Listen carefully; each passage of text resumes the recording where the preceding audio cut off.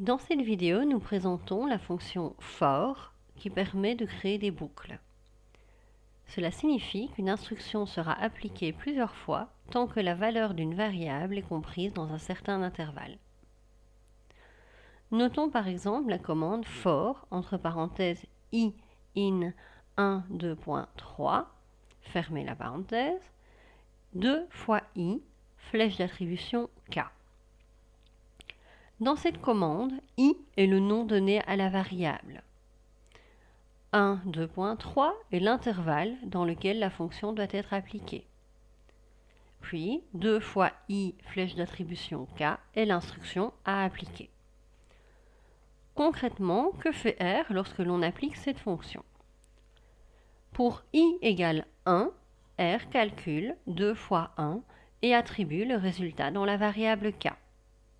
Puis, R continue et pour i égale 2, il calcule 2 fois 2 et attribue le résultat dans la variable k. Le résultat précédent est donc écrasé. R continue toujours et pour i égale 3, il calcule 2 fois 3 et attribue le résultat dans la variable k.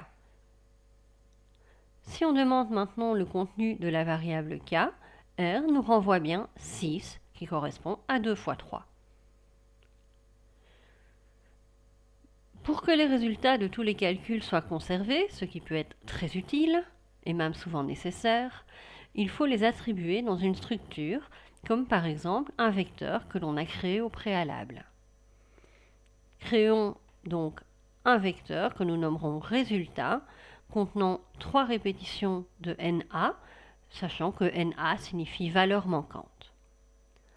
Nous modifions maintenant les arguments de la fonction for pour que le résultat de chaque opération soit stocké dans le vecteur résultat. Ainsi, quand i vaut 1, R calcule 2 fois 1 et stocke le résultat à la position 1 du vecteur résultat. Quand i vaut 2, R calcule 2 fois 2 et stocke le résultat à la position 2 du vecteur résultat. Et ainsi de suite. Le vecteur résultat contient alors bien l'ensemble des résultats des opérations de la boucle.